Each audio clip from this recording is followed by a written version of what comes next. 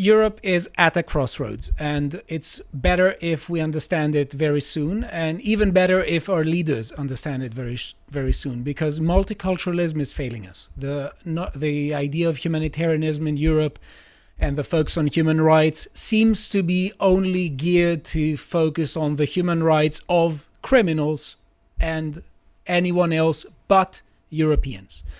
We are going to talk about several countries and what is going on, and also how the European leadership is completely giving us mixed signals and is completely at a loss with the issue of illegal migration. We had some very unfortunate tragedies in France these last few days. We have a 17-year-old French boxing champion that was stabbed to death outside a nightclub. And people are saying that most probably it was an Algerian migrant who did it. There were two groups of people exiting the club, and they had a fight, and that led to the stabbing to death of the 70-year-old French boxing champion.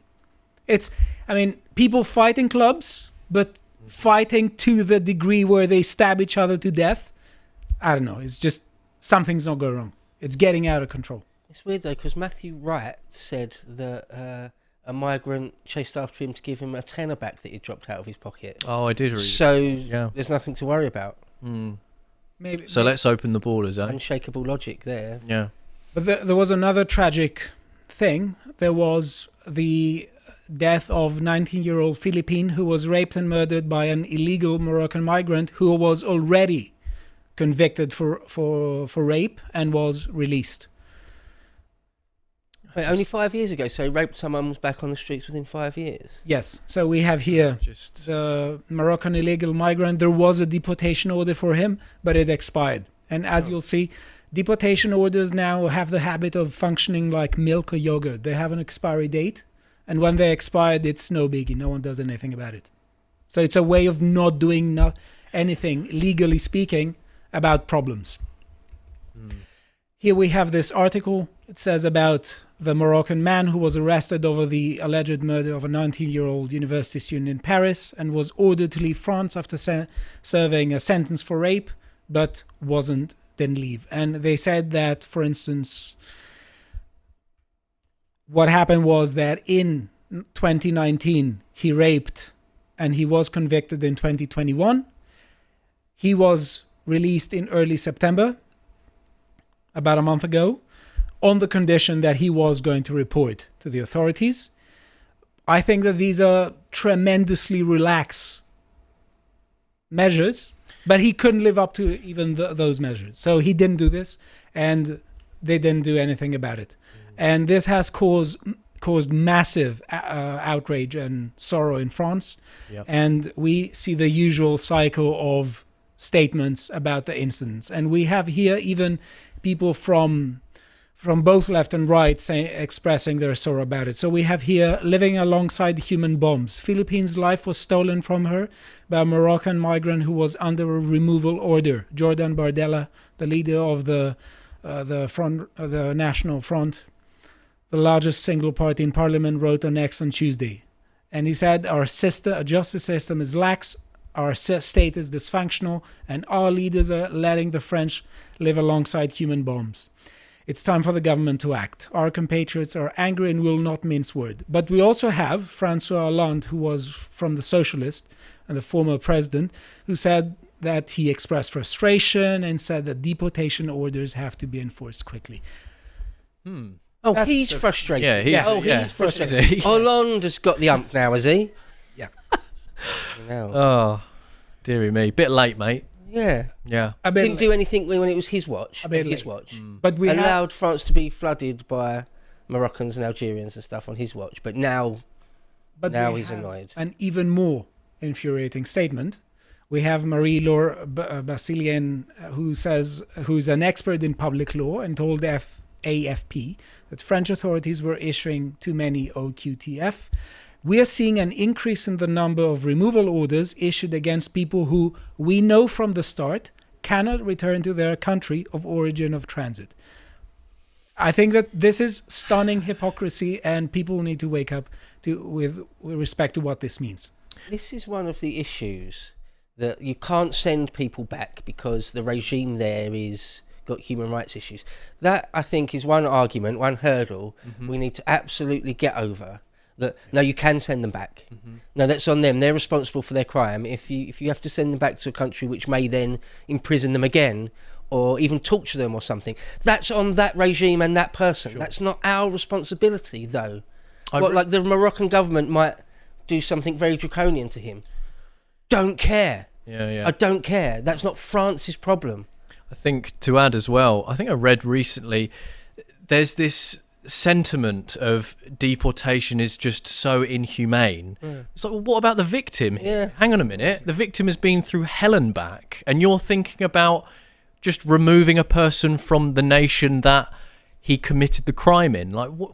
I don't understand the mentality any future of that. victims as well, that there will definitely be. What about their human rights? What about the right to public safety? Which is a basic duty of government, and they're not. I feel like we just go around in circles. Every time we see a story like this, we just go around in circles and circles and circles. Same and it's pattern. just the same pattern every single time, with coming out, condemning it, forgetting about it. Something horrible happens. Coming out, condemning it, forgetting about it. And it's just over and over again. And it's like, oh, I'm going mental. But also, there is something even more sinister here. There is the idea that Western governments express that they own us. Because they're saying, well, we can't deport that person because that person is running a high risk of being somehow abused. Well, if that person remains, a lot of citizens run the risks of being abused. So they are happy to take that risk with us, but not with them. Not with the criminal. Yeah, so, sorry, you don't own us. It's the most perverse thing, isn't it? You don't own us. It's not your risk to take. Our lives are not your risk to take. Any criminal in the West that comes from a country that's got human rights issues, they should know. They should know that if they do a crime here, they might have to pay for it in our justice system, but then also in their country of origin, because they will be deported, and then they have to answer to the Pakistani authorities or whatever it is. There was a massive vigil here for Philippines, and if you would believe that this would happen, there were far leftists that showed up to disturb a gathering. Are you serious? Shouting against fascism and against... Are you kidding me? Yeah. Really? Yeah. There was a vigil. People gathered in Vienna, and then there were leftists that went and disrupted that display of I didn't know that. sorrow in order to make their statement. I mean, how low do you have to be? Disrupting a vigil low of a person? To push your politics. Oh, my days. Yes. I don't even... Yeah. I'm sorry. I agree with you. Scum. Yeah. Complete scum. I shouldn't be saying that, but I'm acting with emotion now, because it's just... Such things are beyond good manners. Yeah, what do you do with people like this, right? What do you do with them? I don't know. But I know one thing, that we are funded by our subscribers, and thank you very much. And we have Islander 2. Definitely a wonderful issue, and I'm hearing lots of good criticism. We have lots of great articles here. So definitely check Islander 2 out. It's only £15, and we also have brilliant Islander merch. We have cups, we have t-shirts. Definitely check this out. And to our subscribers, thank you very much. Right, let's move on. Let's move on to Germany, because it seems like the AfD is doing so well that a lot of people are beginning to find problem with migration. We have here the leader of the agricultural minister of the German Green Party, Cem Özdemir, I think, that's a Turkish name, that he writes that his daughter is being sexually harassed by migrants. And he says when she's out and about in the city, she or her friends are often unpleasantly stared at or sexualized by men with a migrant background.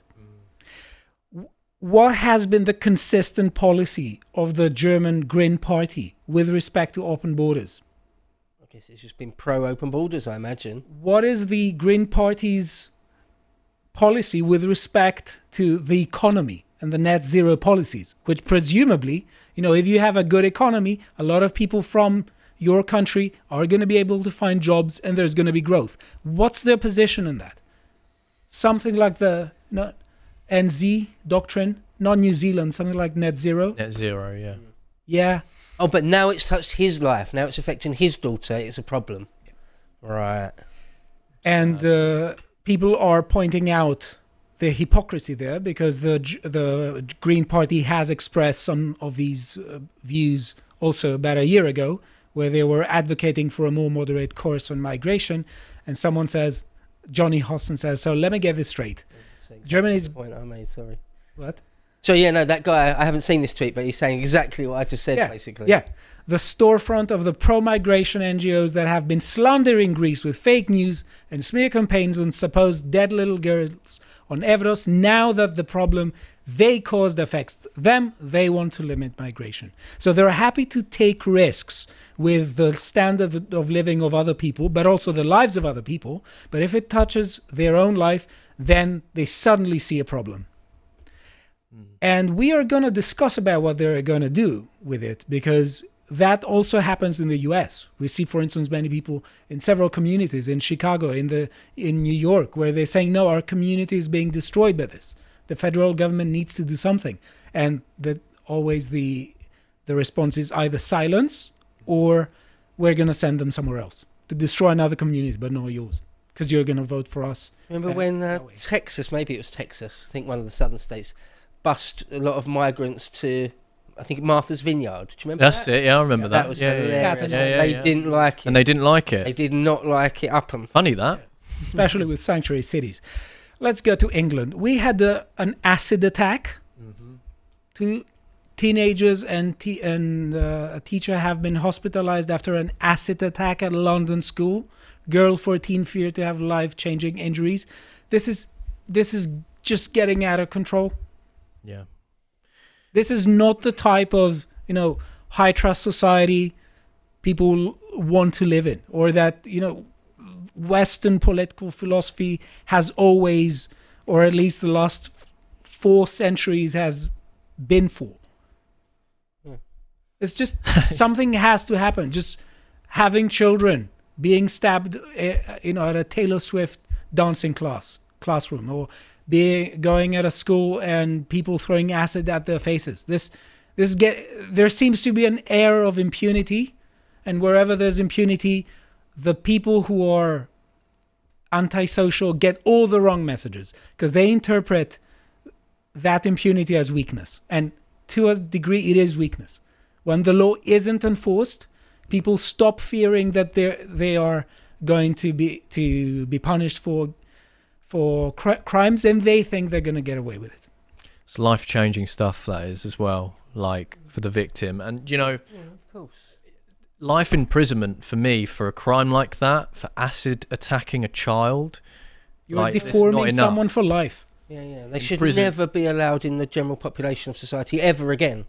Yeah, without parole. We very, very rarely, I think we do it, but we very, very rarely give sentences with no parole, or at Her Majesty's pleasure, His Majesty's pleasure, i.e. you're never going to get out. We very, very rarely do it. But yeah, I think acid attacks, certainly on a minor, if we had the death sentence and I was a judge, I would definitely swing for that, definitely. Right, we're going to go now to countries of first reception like Spain and Greece, but also we're going to talk about the EU policies and the measures that a lot of EU states are adopting when it comes to the issue. We had around 500 Moroccans who gathered by the border fence in Ceuta in Spain, and there was a viral campaign on social media that called for a joint attempt to storm the border and illegally enter Spain. We also have here footage. Look at what is going on here. Let's play this. See, there are people just storming in. It's quite simply an invasion. Yeah, just... There's no other word. And it's also coordinated. Any bleeding heart libtard commie globalist that gets tetchy about someone using the word invasion. No. Yeah. They need to be shouted down. They need to be told that they're wrong on that.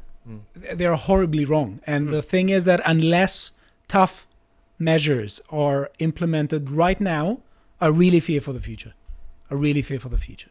Now, some people in Germany, they began the border control initiative. That was by Olaf Scholz. A lot of people thought that this was him being scared at the AfD, but 2 days afterwards, he went to Central Asia in Kazakhstan and Uzbekistan, and he started calling for hundreds of thousands of skilled workers. I think the number was around 250,000. Madness. Not just from these countries, but also from Africa. Madness. Right, so he initiated a border control program, and that has caused some concerns over countries of first reception like Poland, because what they're saying is that we're part of a union. So if there are a lot of people from countries of first reception, a lot of migrants who try to go to the rest of the union, and there are border controls, it's going to be tougher to check the population. And a lot of illegals are going to stay in the countries of first reception. So now countries of first reception are asking the union for some help to help them guard the borders of the union. And as you will see, the result is that there have to be intelligent measures adopted. That intelligent measures have to be adopted, and somehow borders aren't intelligent for them, and fences aren't intelligent for them. Right, we see here Poland considers... What do they mean then? Sorry, what do they mean? You'll see. Okay, all right, sorry. You'll see right now. Right. Poland considers Germany's decision to introduce borders control unacceptable. They've criticized Germany's decision to introduce border controls, and Austria's Interior Minister Gerhard Kahner said that Vienna would not take any rejected asylum seekers or migrants from Germany. Fast forward, here we have Donald Tusk, Polish PM. Now Poland is, in a way, a country of first reception because they border with Belarus, and with Belarus Belarus isn't in the EU, and a lot of migrants can enter into the EU from Belarus, at Putin's and Lukashenko's disposal. So Hungary also was fined with about 200 million for not conforming with the migration pact that wants to disseminate all the population of migrants. And this is not something that Hungary and most of the countries of the EU have supported. So the union comes along and says, you have to implement this, otherwise you're going to get fined. And they fined Hungary for 200 million euros, and Hungary said instantly, we're going to give them a free bus ride back to Brussels. See, that's the sort of thing where Hungary should be well within their rights. Or it's Orban, right? It's Hungary. Yeah. That's the sort of thing where you just be like, well, you're not getting your 200 million, and we leave the EU. Like, what? That's what they deserve. That's what the EU leadership deserve. I mean, that's the correct response to them. You're trying to flood our country with fifth columnists, with criminals, with God knows who, and when we refuse to do it, you're going to steal 200 million from us. Exactly, and that's the cheek of it. That shows the more than the cheek of it. That shows the hypocrisy of what is called the European solidarity, which apparently it isn't towards Europeans. Right. Yeah. When people want to have a degree, to maintain a degree of national sovereignty and maintain their national identity, the EU has to come in. They have to intervene. They have to come on top of things and say, no, we are going to fine you. We're going to instrumentalize the illegal migration in order to weaken your national sovereignty. And here we have another clash between the EU and Greece, where Greece, as another country of first reception, is saying that we are guarding Europe's borders, and we need EU funding for building a fence around our borders with Turkey. Now, a lot of people from outside Greece will say that, well, create your own border fence, create your own wall, and guard your own borders. To a degree, that's fine, but that implies also that the EU doesn't have to constantly undermine every such effort as a violation of human rights. So if on the one hand the message is guard your own borders, yeah, we will guard our own borders, but on the other hand, stop constantly shouting that guarding your own borders is a violation of human rights. But the EU said that they have to insist for smarter solutions. That means nothing. It's just too vague. Yeah, but now EU tells Starmer to accept tens of thousands of migrants a year to secure PM's relations reset. Oh my God. Could that be a smarter thing? Could the EU say that we aren't gonna help the countries of first reception to guard their borders because we need to find smarter solutions? We need to utilize mass migration in order to get things from other parties. Doesn't mean anything, does it? No, it's never ending as well. It's just... Yes, and here we're going to end the segment with two statements. Here we have EU rejects Greece border fence funding, growing concern in Greece over migrant surge across Turkish border. Greece started the fence in 2017 with internal funding. EU opposed to border fencing, prefers more intelligent solution. I must say this because I follow Greek news constantly. The level of discussion over this fence is ridiculous. We have leftists constantly saying that this fence on its own is a violation of human rights. And the fence on its own is inhumane. But they're not looking at the inhumanity of Europe right now. They don't look at the disintegration of societies and the way things are going and the violence that is getting out of hand. They don't do this because they hate national sentiment. They must be mad, literally mad. Yeah, and we have here the communicipalist, yes, on account here says, as the EU descends ever further into far-right dystopia, Germany's centre-right CDU has urged the European Commission, led by fellow member Ursula von der Leyen, to fund fences at the border of Greece and Poland. Open borders are UK rejoiner fake news. So, no, this isn't a far-right dystopia. This is actually a multiculturalist dystopia. Yeah. But these people are so ideological that they just don't care about facts. Whenever facts conflict with their ideology, always it's worse for the fact. Obviously, diversity is a weakness. Multiculturalism is a failed experiment, a disaster, actually, a catastrophe.